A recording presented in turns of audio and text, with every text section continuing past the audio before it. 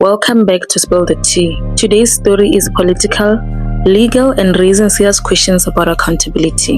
The KZN Police Commissioner, Lieutenant General Nhlanhla Mkhwanazi, is facing a criminal perjury charge. The charge was laid by Fediel Adams, MP and leader of the National Coloured Congress at Cape Town Central Police Station on the 28th of October 2025.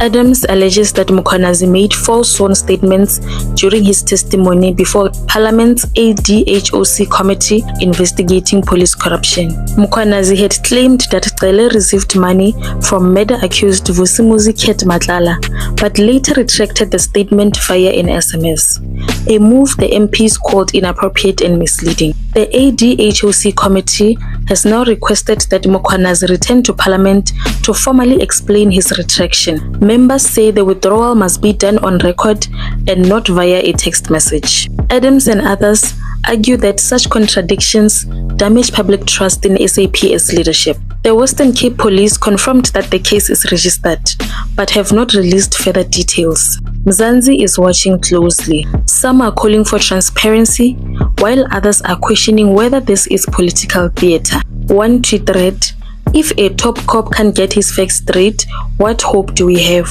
What do you think of the perjury case against Nhlanhla Mkhwanazi? Should Parliament demand formal accountability? Drop your thoughts in the comments. And don't forget to like, comment and subscribe for more tea, because truth is always trending.